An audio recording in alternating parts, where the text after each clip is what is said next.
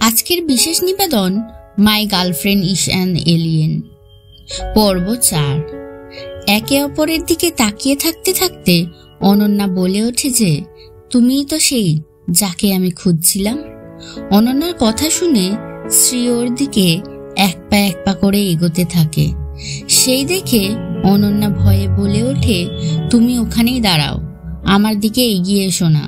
তুমি খুবই স্ট্রং, আমি যে কোনো সময় ধাক্কা খেয়ে পড়ে যেতে পারি।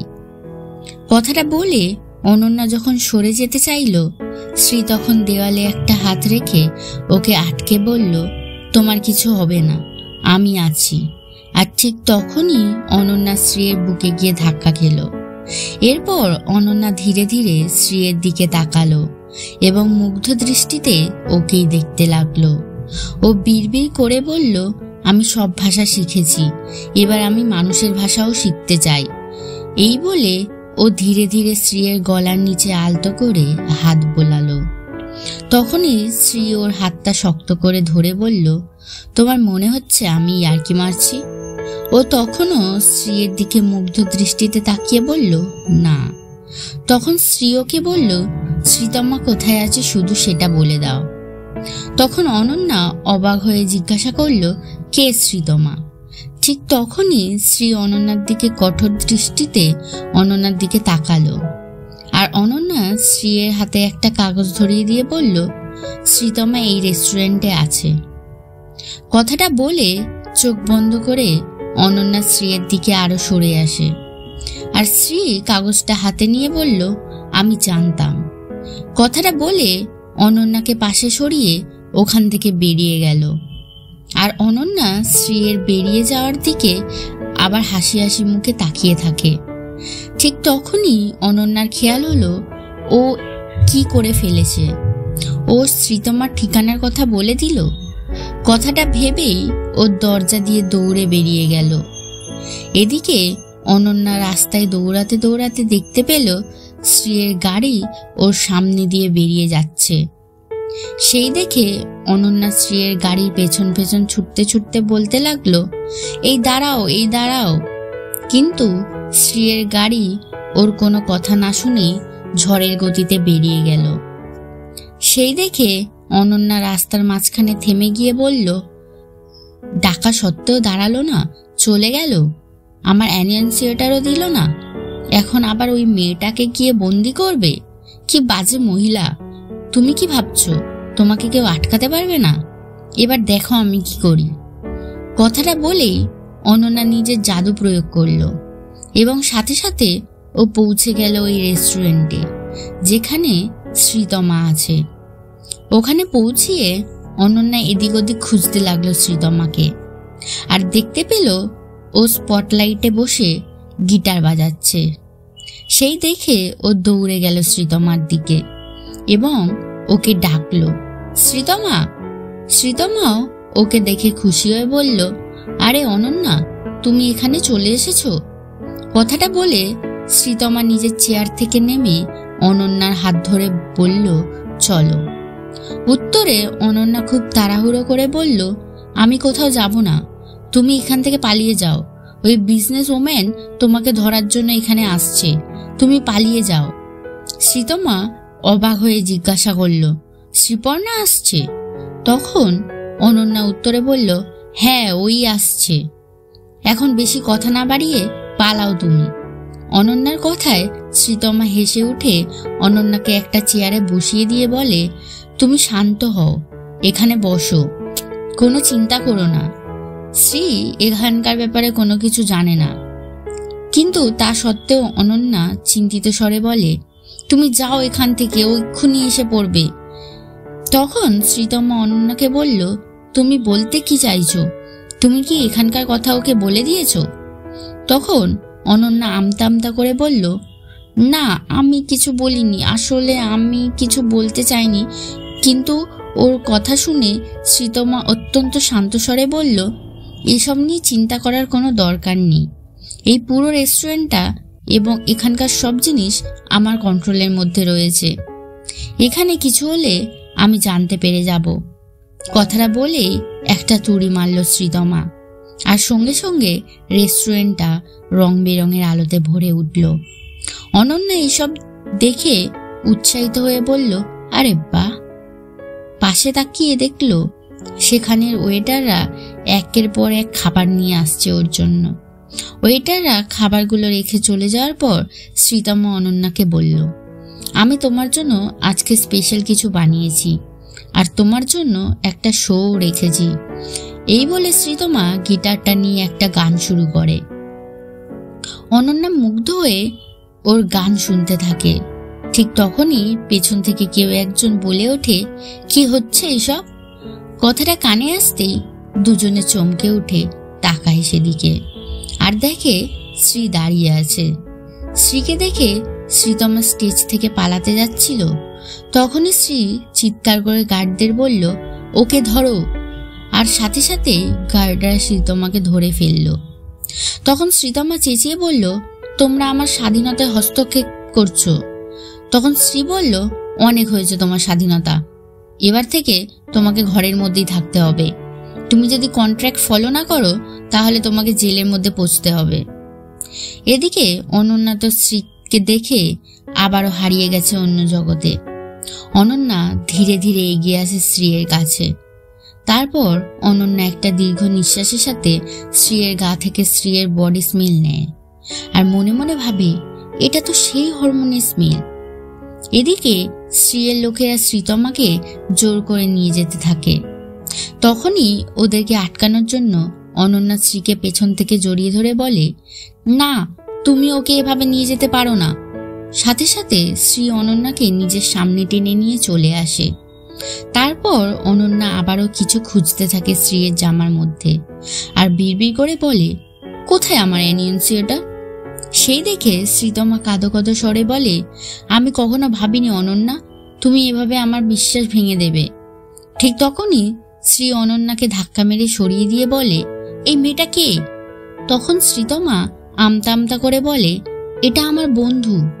তখন শ্রী বলে, আজকাল এরকম লোকজনের সাথে বন্ধুত্ব করছো? এরপর তো বলবে ওকে বাড়িও নিয়ে চলো।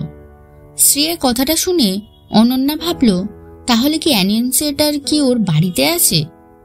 ও সামনে তাকিয়ে দেখলো শ্রীরা চলে যাচ্ছে। দেখার সাথে সাথে ও দৌড়ে গিয়ে ঝাঁপিয়ে পড়ল শ্রীয়ের পায়ে, আর কান্নার নাটক করে বলতে থাকলো, শ্রীতমাকে নিয়ে গেলে আমাকেও নিয়ে যাও এখান থেকে, আমাকে রেখে যেও না। শ্রী কোনো মতে ওকে ছাড়ানোর চেষ্টা করল, কিন্তু পারল না। অনন্যা বলল, পৃথিবীতে শ্রীতমা ছাড়া আর কোনো বন্ধু নেই আমার, তুমি এরকম করো না আমার সাথে। তাও যখন শ্রী রাজি হচ্ছিল না, তখন শ্রীতমা গার্ডদের উদ্দেশ্যে বলল, আমার হাত ছেড়ে দাও, ছাড়ো বলছি। তো গার্ডরা সাথে সাথে ওকে ছেড়ে দেয়। শ্রীতমা ধীর পায়ে এগিয়ে গিয়ে শ্রীয়ের সামনে গিয়ে দাঁড়ালো।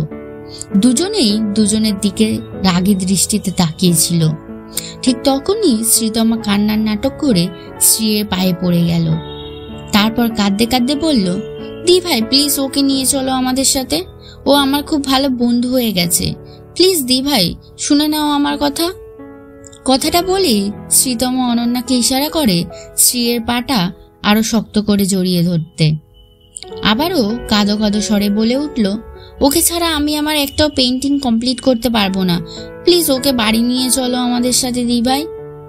শ্রী ঠিক তখনই দেখতে পেল রেস্টুরেন্টের এইসব লোকেরা ওদের দিকেই তাকিয়ে আছে আর ওদের নিয়েই গসিপ করছে। তখন শ্রী ওদের দুজনকে পা ছেড়ে উঠে দাঁড়াতে বলল। তখনই ওরা কান্নাকাটি থামিয়ে শ্রীকে জড়িয়ে ধরল। অনন্যা শ্রীকে বলল, তুমি তাহলে আমাদের কথা মেনে নিচ্ছ? অনন্যা শ্রীকে জড়িয়ে ধরছে দেখে শ্রীতমা অনন্যাকে টান মেরে নিজের কাছে সরিয়ে এনে ওর হাত ধরে বেরিয়ে যেতে যেতে বলল, চলো চলো এখান থেকে চলো। ওদের এসব কাণ্ড দেখে শ্রী আশেপাশে তাকিয়ে বিরক্ত হয়ে বলল, আরে এরা দুজন এসব করছেটা কি? ওরা এরপর বাড়ি চলে এলো। অনন্যা বাড়ির ভেতরে ঢুকে চারিদিকটা দেখতে দেখতে বলল, আমার তো এখানে খুব মজা হবে। কিন্তু শ্রীতমা পাশ থেকে বলে উঠল, কিন্তু আমার এখানে কিছু মজা হবে না। এখানে লোকেরা মেশিন নিয়ে কাজ করতে করতে একেবারে মেশিনের মতোই হয়ে গেছে। শ্রীতমার কথা শুনে শ্রী বলল, হয়ে গেছে তোমার কথা? তুমি সেকেন্ড ফ্লোরে গিয়ে ঘুমিয়ে পড়ো। তারপর অনন্যার দিকে তাকিয়ে বলল, তুমি গেস্ট রুমে গিয়ে শুয়ে পড়ো। শ্রীয়ের কথায় অনন্যা শ্রীতমাকে জড়িয়ে ধরে বলল, না, আমি তো আমার রাজকুমারীর সাথে ঘুমাবো। সেটা শুনে শ্রীতমাও হেসে উঠল অনন্যার দিকে তাকিয়ে। ঠিক তখনই শ্রী রাগী দৃষ্টিতে তাকালো দুজনের দিকে, আর সেই দেখে অনন্যা শ্রীতমাকে ছেড়ে দিয়ে বলল, ঠিক আছে, কোনো ব্যাপার না, আমি যেখানে খুশি ঘুমাতে পারি। কথাটা বলে অনন্যা বাড়ির ভেতরের দিকে চলে যাচ্ছিল। ঠিক তখনই শ্রীতমা অনন্যার জামা ধরে টেনে ওকে দাঁড় করিয়ে বলল, তুমি কি জানো গেস্ট রুমটা কোথায়? অনন্যা ঘাড় নেড়ে বলল, না। উত্তরে শ্রীতমা বলল, চলো, আমি তোমাকে নিয়ে যাচ্ছি। কথাটা বলে শ্রীতমা অনন্যার গলা জড়িয়ে ওকে গেস্ট রুমের দিকে নিয়ে গেল। আর অনন্যা গুনগুন করতে করতে চলে গেল আর বলল, খুব মজা হবে। ওরা চলে যাওয়ার পরে শ্রীয়ের ফোনে পৃথা ফোন করে বলল, ম্যাম, আমি অনন্যাকে নিয়ে খুব দুশ্চিন্তায় আছি। উত্তরে শ্রী বলে ওঠে, তুমি চিন্তা করো না, ও একটা পাগল মেয়ে, এক রাতের জন্য এখানে থাকতে দাও ওকে। শ্রীতমাও একটু স্টেবল হয়ে যাবে, বাকি কথা কাল হবে।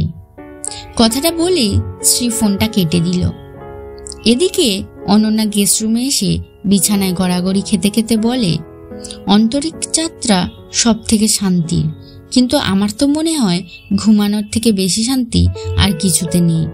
কথাটা বলে অনন্যা দীর্ঘ নিঃশ্বাস ফেলে চোখ বন্ধ করে এবং ঘুম ঘুম স্বরে আবারও বলে, পৃথিবীবাসী তো একটু বেশি মজা করে।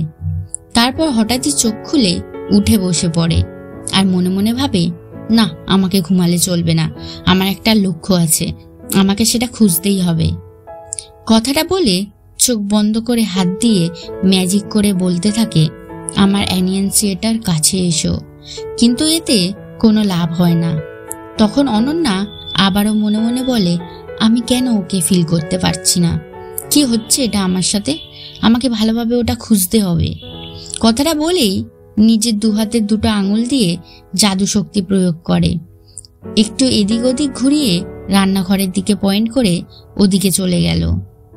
রান্নাঘর, বুক সেলফ, গেস্ট হাউস, ড্রয়িং রুমে সব খুঁজে ফেললো, তাও ওর অ্যানিয়েন্সিয়েটার পেল না। ঠিক তখনই ওর কানে এলো জল পড়ার আওয়াজ। ও সেই আওয়াজ অনুসরণ করে সেই দিকে এগিয়ে গেল। তারপর একটা ঘরের মধ্যে ঢুকলো এবং সেই ঘরের এদিক ওদিক তাকাতেই পাশেই দেখলো শাওয়ার রুমে স্নান করছে শ্রী। আর সাথে সাথে ও কিছুটা অবাক হয়ে নিঃশব্দে দরজাটা বন্ধ করে দিল আর লুকিয়ে লুকিয়ে দেখতে থাকলো শ্রীকে। শ্রী তো নিজের মতো স্নান করে চলেছিল। শ্রীয়ের পরনে ছিল একটা ট্যাঙ্ক টপ, শর্টস প্যান্ট। শাওয়ারের তলায় দাঁড়িয়ে গুনগুন করতে করতে চুলগুলো ধুচ্ছে। শ্রীর পিঠের উপর চুলগুলো সরিয়ে নিতেই ফর্সা ধপধপে পিঠে কিছুটা অংশ দৃশ্যমান হলো। শাওয়ারের জলগুলো শ্রীয়ের পিঠ বেয়ে কোমর হয়ে ফর্সা পা বেয়ে গড়িয়ে পড়ছে। এদিকে অনন্যা ওর দিকে মুগ্ধ দৃষ্টিতে দেখতে দেখতে বলে উঠল, উফ, কি সুন্দর। কথাটা বলে অনন্যা ধাক্কা মারে একটা বুক সেলফে, আর সাথে সাথে বুক সেলফ থেকে কিছু বই নিচে পড়ে যায়। আচমকা এমন হওয়াতে অনন্যা খানিক চিৎকার করে ওঠে, আ করে। অনন্যার আওয়াজে ওর দিকে ফিরে তাকায় শ্রী, আর দেখতে পায় অনন্যা দৌড়ে পালিয়ে যাচ্ছে সেখান থেকে। সেই দেখে শ্রী বাথরোবটা গায়ে জড়িয়ে নিয়ে বাইরে বেরিয়ে আসে এবং চারিদিকে খুঁজতে থাকে অনন্যাকে। ততক্ষণে অনন্যা পালিয়ে যেতে যেতে জাদু বলে সব কিছু ঠিক করতে থাকে। ঠিক সেই সময় শ্রী খেয়াল করে পড়ে যাওয়া বুক সেলফের বইগুলো নিজে থেকেই নিজের জায়গায় চলে যাচ্ছে, হাওয়ায় উড়ে উড়ে। শ্রীয়ের মনে সন্দেহ হওয়ায় অনন্যা রুমের সামনে গেল এবং দেখলো অনন্যা নিজের ঘরে ঘুমিয়ে রয়েছে। এই দেখে শ্রীও নিজের ঘরে ফিরে গেল। শ্রীকে চলে যেতে দেখে অনন্যা নিজের চোখ খুলল এবং মনে মনে বলল, থ্যাংক গড, আমাকে ধরার আগে আমি ঘরে চলে এসেছিলাম, তাই আজকের মতো বেঁচে গেলাম। কিন্তু আমার অ্যানিয়েন্সিয়েটারটা কোথায়? ওটা তো ওর সাথেই ছিল। তাহলে কি ওটা এখনো ওর বেডরুমে আছে? হ্যাঁ, এটা হতে পারে। আমাকে একবার ওর বেডরুমটা খুঁজে দেখতে হবে। কথাটা বলেই অনন্যা পা টিপে টিপে চলে গেল শ্রীয়ের বেডরুমে। সেখানে গিয়ে খুবই সাবধানে খুঁজতে থাকলো। সারা ঘর খুঁজে ফেললো, তা সত্ত্বেও অ্যানিয়ন সুইটারও কোথাও দেখতে পেল না। তখন ও ধীরে ধীরে শ্রীয়ের বেডের কাছে গেল। তারপর জাদু বলে শ্রীয়ের দিকে ঝুঁকে ওর কাছে খুঁজতে লাগলো অ্যানিয়ন সুইটারটা। আর ঠিক তখনই শ্রী ওর হাত ধরে উল্টে ওকে বিছানায় ফেলে দিল। অনন্যা তো এই কাণ্ডে ভয়ে বড় বড় চোখ করে শ্রীয়ের দিকে তাকালো। শ্রী ওকে প্রশ্ন করলো, কি চুরি করেছো তুমি? অনন্যা কিছু না বলে শুধু মাথা নাড়ালো। তারপর অনন্যা গভীর দৃষ্টিতে দেখতে থাকলো আর মনে মনে ভাবলো, আমি শুধু এতদিন ওর বডির দিকে লক্ষ্য রেখেছিলাম, কখনো ওর মুখের দিকে তাকাইনি। কি সুন্দর দেখতে ওকে। শ্রীয়ের চোখ নীল সমুদ্রের মতো গভীর, আর চুল রাতের আকাশের মতো ঘন কালো, আর নাকটা হিমালয়ের বরফের চূড়ার মতো উঁচু, কিন্তু ঠোঁট দুটো একদম স্ট্রবেরির মতো। কথাটা ভেবেই অনন্যা এক দৃষ্টিতে শ্রীয়ের ঠোঁটের দিকে দেখতে থাকলো। ঠিক তখনই শ্রী ওকে বিছানার সাথে চেপে ধরে বলল, ওভাবে আমাকে না দেখে উত্তর দাও আমাকে। অনন্যা শ্রীয়ের হাতটা ছাড়াতে ছাড়াতে বলল, খুব জোরে চেপে ধরেছো তুমি আমাকে, লাগছে আমার, ছাড়ো। তখন শ্রী উত্তরে বলে, কোনো রকম চালাকি করবে না তুমি, আমার প্রশ্নের উত্তর দাও। তখন অনন্যা কাঁদো কাঁদো স্বরে বলে, কিচ্ছু চুরি করিনি আমি তো এখানে শুধু আমার অ্যানিয়ন সুইটার খুঁজতে এসেছি। শ্রী বলে ওঠে, তুমি মিথ্যে কথাও পাগলের মতো করে বলো, তোমার জিনিস আমার ঘরে কি করে আসবে শুনি? এরপর অনন্যা বলে, তোমার বিশ্বাস হচ্ছে না তাই তো, আমি আমার জামাটা এক্ষুনি খুলছি, তুমি সার্চ করে দেখে নাও। কথাটা শোনার সাথে সাথে শ্রী উঠে পড়ে অনন্যার উপর থেকে এবং অন্যদিকে তাকিয়ে বলে, যাও তুমি নিজের ঘরে যাও।